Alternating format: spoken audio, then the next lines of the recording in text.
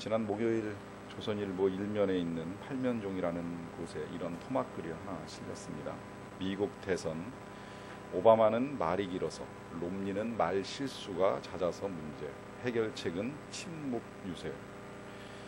미국의 정치권도 말이 문제가 됩니다. 우리나라도 말 한마디 잘못하면 달라붙어서 물고 뜯고 또 사과하라고 난리를 치는 정치권의 모습을 자주 보게 됩니다. 별반 다르지 않다는 생각을 합니다. 그리고 말조심해야 된다는 생각을 다시 하게 됩니다. 하지만 이 말의 문제는 단지 정치권만의 문제가 아닙니다. 정치가나 대통령 후보만이 문제가 아니라 우리 모두의 문제입니다. 항상 말이 없으면 문제가 없습니다. 그러나 말이 많기 때문에 탈이 납니다. 저는 이 9월의 설교 주제를 가지고 설교를 하면서 갈수록 주제가 어려워진다는 생각이 들었습니다. 특히 이렇게 설교를 하고 나면 주중에 이 같은 주제를 가지고 샘모임을 하게 되는데 샘모임을 위한 자료를 준비하다가 그런 생각이 들었어요. 다들 경청만 하고 말을 안 하면 어떻게 되는가. 또 이번 주는 침묵을 가지고 이야기라고 했으니 다들 침묵하랬다고 입만 꾹 다물고 있으면 어떻게 되겠나. 무엇보다도 어려운 것이 이런 주제를 가지고 설교를 해야 되는 저 자신입니다. 여러분들이야 다 지금 이 시간에 경청을 하고 계시고 또 침묵하시면서 설교를 듣고 계시지만 정작 저는 경청할 수 없고 또 침묵할 수 없이 이 사역을 여러분들 앞에서 해나가야 한다는 사실이 힘이 듭니다. 특히 오늘 설교를 준비하는 건 정말 어려웠습니다. 이 설교에서 제가 원고를 작성하면서 말해야 될 부분과 말아야 될 부분들을 정리해 나가는 것이 몹시 힘들었다는 생각이 듭니다. 하지만 이제 분명한 건 우리의 삶이 이 한 시간으로 끝나지 않는다는 것입니다. 제가 이 예배 한 시간 가운데 여러분들에게 설교를 하고 말하는 일을 하지만 이 일은 제 삶 가운데 지속되는 사역이 아니라 이 한 시간으로 끝나게 됩니다. 이후에 우리는 또 167시간 동안의 시간 동안 일주일 동안 이제는 각각의 삶의 자리에서 이제 많은 사람들을 만나며 또 여러 가지 일들을 하게 되어 있습니다.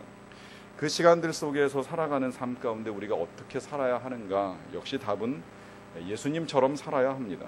그래서 우리는 예수님께서 어떻게 사셨는가를 봐야 합니다. 그리고 그 가운데 오늘 우리는 예수님의 침묵을 보면서 우리의 삶 가운데서 이 침묵이라고 하는 것이 얼마나 중요하고 또 어떻게 침묵해야 하는가를 함께 생각해 보기를 원합니다. 사실 침묵이 중요한 건 두말할 것도 없고요. 특히 잠언서를 보면 더더욱 그렇습니다. 잠언은 지혜의 말씀인데요. 이 지혜의 말씀 속에는 우리의 언어 생활에 대하여 경종을 울려주는 말씀들이 많이 있습니다. 그 중에서 몇 개만 좀 들어보겠습니다. 10장 14절에 지혜로운 자는 지식을 간직하거니와 미련한 자의 입은 멸망에 가까우니라. 또 10장 19절 말이 많으면 허물을 면하기 어려우나 그 입술을 제어하는 자는 지혜가 있느니라. 10장 31절 의인의 입은 지혜를 내어도 패역한 혀는 배임을 당할 것이니라. 31절 의인의 입술은 기쁘게 할 것을 알거늘 악인의 입은 패역을 말하느니라. 또 입을 지키는 자는 자기의 생명을 보존하나 입술을 크게 벌리는 자에게는 멸망이 오느니라. 미련한 자는 교만하여 입으로 매를 자청하고 지혜로운 자의 입술은 자기를 보존하느니라. 미련한 자라도 잠잠하면 지혜로운 자로 여겨지고 그의 입술을 닫으면 슬기로운 자로 여겨지느니라. 두루 다니며 한담하는 자는 남의 비밀을 누설하나니 입술을 벌린 자를 사귀지 말지니라.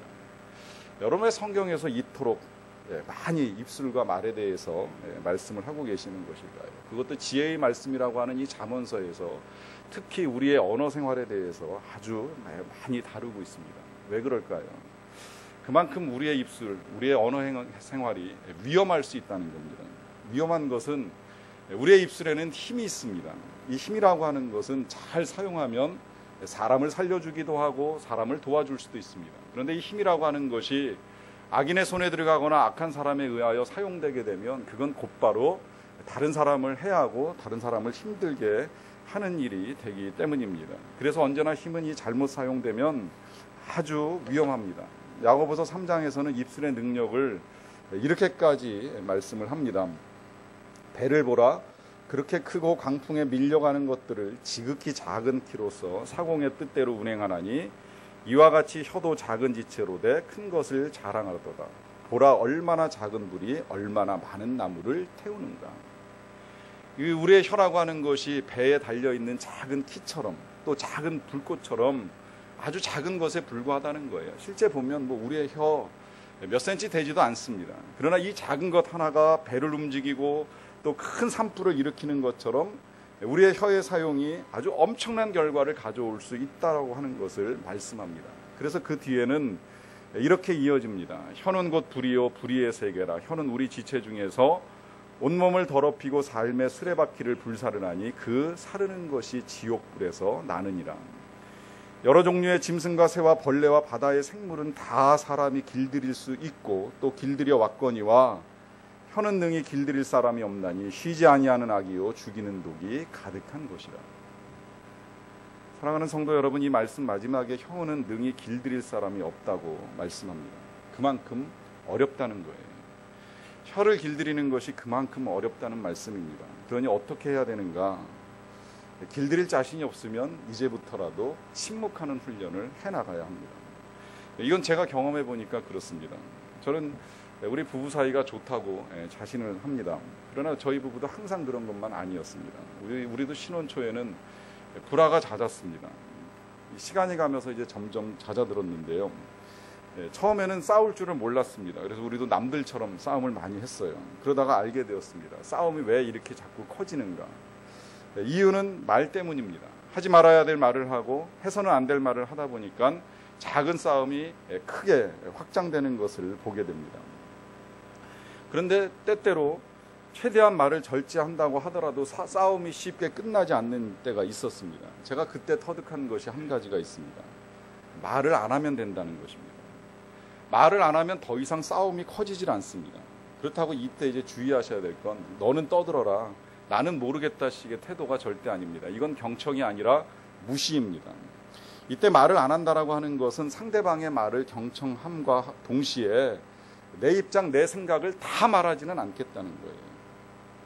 왜 그런지 아세요? 그것이 우리 예수님께서 우리에게 보여주신 모습이기 때문입니다. 오늘 예수님께서 빌라도의 법정에 서셨습니다. 끌려가셨어요. 법정에서 총독 빌라도가 예수님께 물었습니다. 네가 유대인의 왕이냐? 예수님이 대답을 하시지요. 네 말이 옳도다. 이 말씀이 예수님께서 이 법정에서 하신 모든 말씀의 전부입니다. 이후에 대제사장과 장로들이 예수님을 고발합니다. 하지만 예수님께서 아무 대답을 하지 않으셨어요.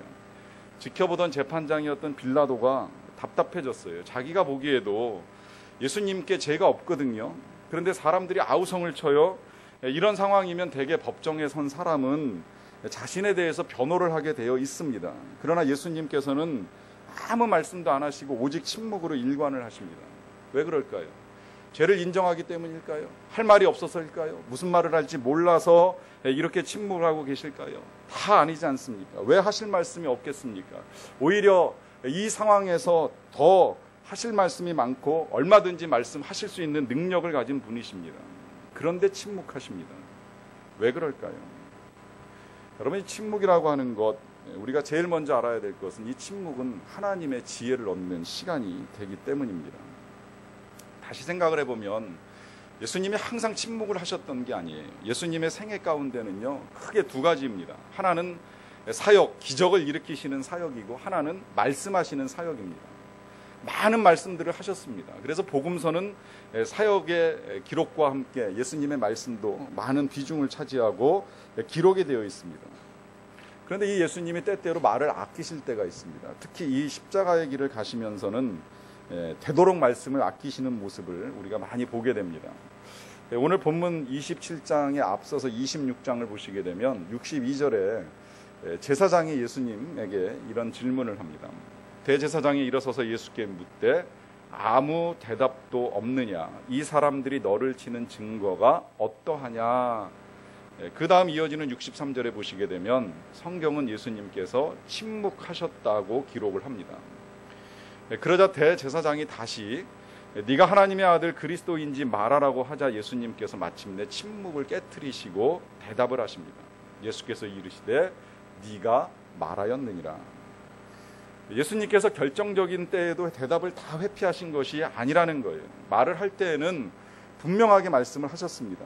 그런데 그런 말씀이 항상 침묵 속에서 나온다는 겁니다. 괴테가 이런 말을 했습니다. 언어는 성스러운 침묵에 기초한다. 이 말은 중요한 말일수록 침묵을 배경으로 한다는 것입니다. 다시 말하면 위대한 말, 필요한 말, 또 참으로 깊이 있는 말은 침묵에서만 나올 수 있다는 것입니다. 왜 그럴까요? 이 침묵이라고 하는 것이 우리에게 창조적인 지혜를 공급하기 때문입니다. 예수님께 있어서 이 침묵의 시간은 하늘로부터 지혜를 공급받는 기도의 시간이었습니다. 가늠하다가 현장에서 잡혀온 여자가 있죠. 예수님 앞에 섰습니다. 사람들이 그 여인을 예수님 앞에 세워놓고 예수님께 질문을 하지요. 하나님의 율법에서는 가늠하다가 잡힌 사람을 돌로 치라고 하셨는데 당신 같으면 어떻게 하시겠습니까? 이때 예수님께서 침묵 속에 허리를 굽히고 땅에다가 글을 쓰십니다. 한참 시간이 흐른 다음에 일어나셔서 말씀을 하시지요. 너희 중에 죄 없는 자가 먼저 돌로 치라. 전 이 말씀 늘 참 기가 막힌 말씀이라고 하는 생각을 합니다. 제가 아주 좋아하는 말씀이기도 합니다. 죄 없는 자가 먼저 돌로 치라.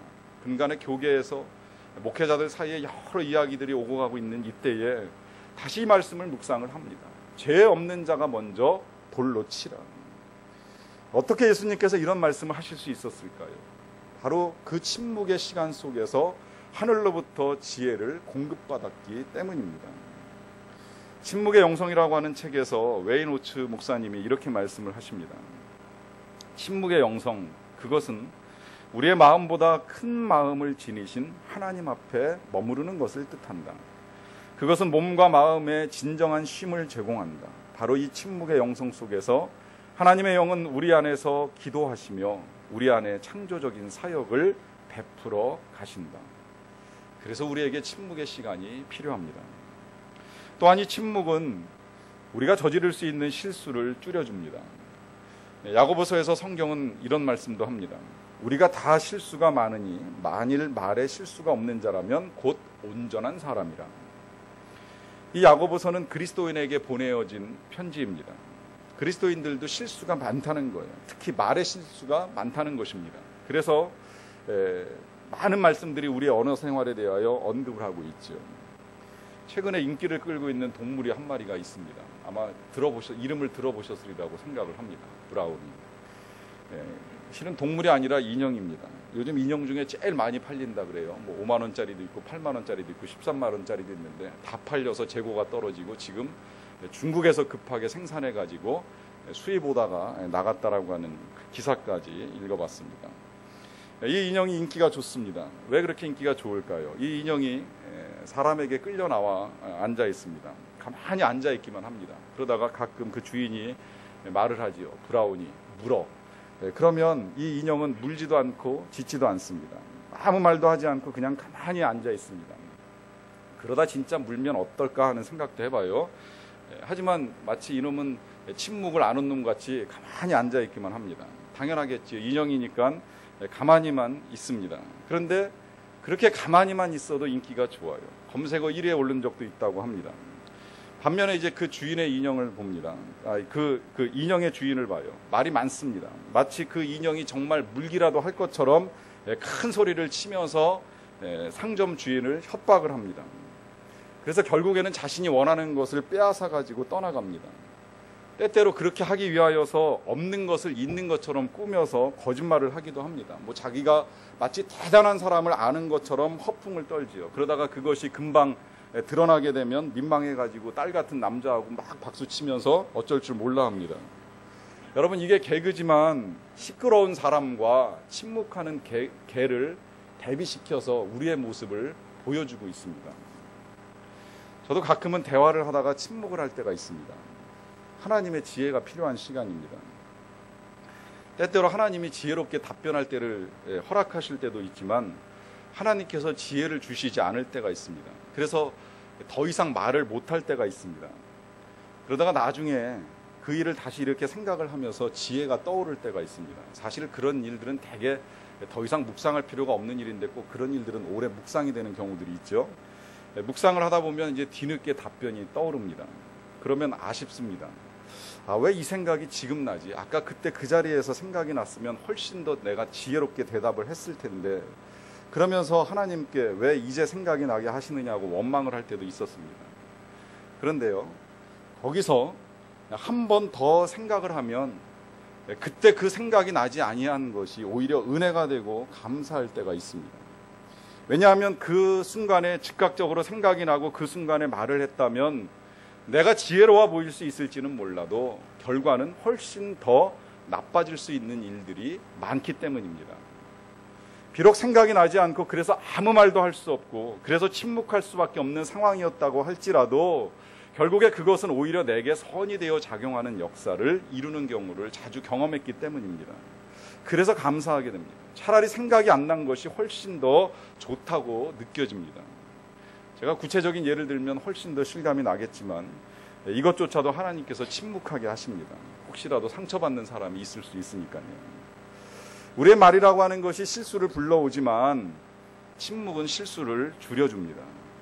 그래서 우리는 시편 기자의 기도를 우리의 기도로 삼아야 합니다.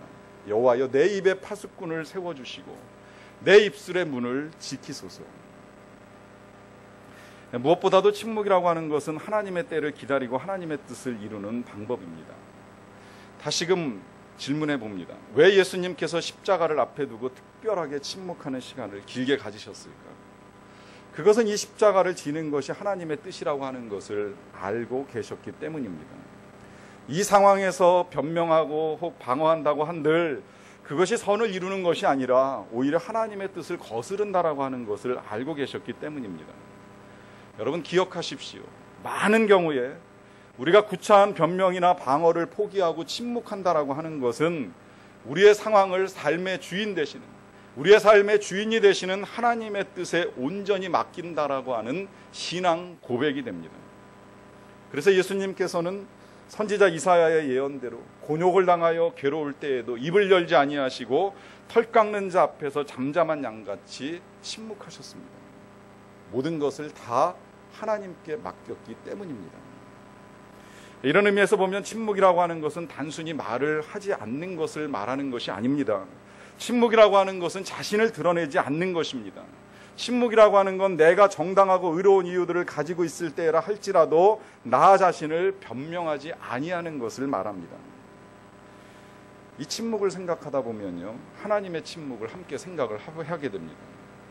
우리 힘들고 고달픈 인생을 살 때 하나님께 질문을 가지고 나아가죠. 왜 우리 인생이 이렇게 힘든지 모르겠습니다. 뜻하지 아니한 환난을 당할 때에도 질문을 드립니다. 하나님, 도대체 내가 무슨 죄를 지었길래 내 인생에 이러한 시련이 임하는 것입니까? 그 삶 가운데 내 삶을 추스려 나가면서 바른 길을 걷기 위해서 이런 질문을 할 때도 있습니다. 하나님, 도대체 하나님의 뜻은 무엇이고 우리는 어디로 가야 합니까? 또 이 문제는 언제쯤 해결이 될 것입니까? 이렇게 많은 질문들을 가지고 하나님 앞에 나아가는데 번번이 하나님께로부터 되돌아오는 답은 침묵일 때가 많습니다. 그래서 답답합니다. 속 시원하게 하나님께서 대답해 주시면 좋으련만 아무 말씀도 없으시고 아무 대답도 들을 수가 없습니다. 오직 하나님의 침묵뿐입니다. 그래서 답답합니다. 앤더 슈샤크의 유명한 책이 있죠. 침묵이라고 하는 제목의 책이 있습니다. 그 책에서도 이 문제를 다룹니다. 그 옛날 선교를 위해서 멀리 포르투갈에서 일본에 건너왔던 신부님 한 분이 선교를 하고 일본에서 많은 그리스도인 신자들을 만들어냈습니다. 그런데 일본에서 이 기독교에 대한 핍박이 거세지다 보니까 많은 농부들이 그 하나님께 대한 신앙 때문에 바닷물 속에 무참히 가라앉으며 순교하게 됩니다. 이 바닷물 속에 가라앉아 세상을 떠나는 순교하는 성도들을 보는 이 포르투갈 신부가 그것을 보면서 마음 답답해합니다. 그들은 그렇게 비참하게 순교를 하는데 세상이 달라지지 않는 겁니다. 바다는 여전히 잠잠하고 새는 그 위를 자유롭게 날아다니는데 하나님께서는 계속 침묵을 지키고 계십니다. 그래서 이 신부님이 하늘을 향하여 질문을 던집니다. 하나님, 왜 당신은 계속 침묵만 지키고 계십니까? 물론 책을 읽어나가다 보면 그 한참 뒤에 하나님께서 이 질문에 대한 답을 해주시는 것을 신부님이 듣기는 합니다. 네가 괴로워할 때 나도 괴로워했고 네가 힘들 때 나도 내 옆에서 힘들어했다. 이것이 침묵 가운데 들려주셨던 하나님의 응답입니다. 여러분, 우리가 이것을 알고 있습니다. 하나님이 우리의 괴로움 가운데 함께 고통받으시고 우리가 힘들 때 우리를 떠나시는 분이 아니라 우리의 곁에 계시다라고 하는 사실을 우리가 알고 있습니다. 그러나 이 사실을 알고 있을지라도 우리의 삶 속에서 또다시 뜻하지 아니한 시련인, 뜻하지 아니한 어려움이 닥치게 되면 우리도 하나님께 또다시 이 질문을 가지고 나아갈 때가 있습니다. 하나님, 왜 당신은 계속해서 침묵만 지키고 계십니까? 최근에 작년에 돌아가셨던 그 온누리교회 하용조 목사님의 사모님께서 책을 쓰신 것이 출판이 됐습니다. 쿠샤츠의 봄이라고 하는 책인데요.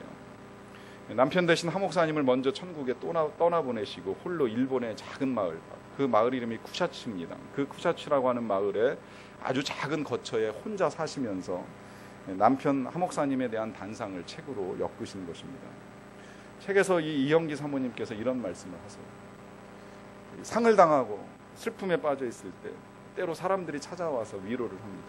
그 위로 가운데 심지어 이런 이제 분도 계시다는 거예요. 먼저 같은 일을 겪으신 거죠.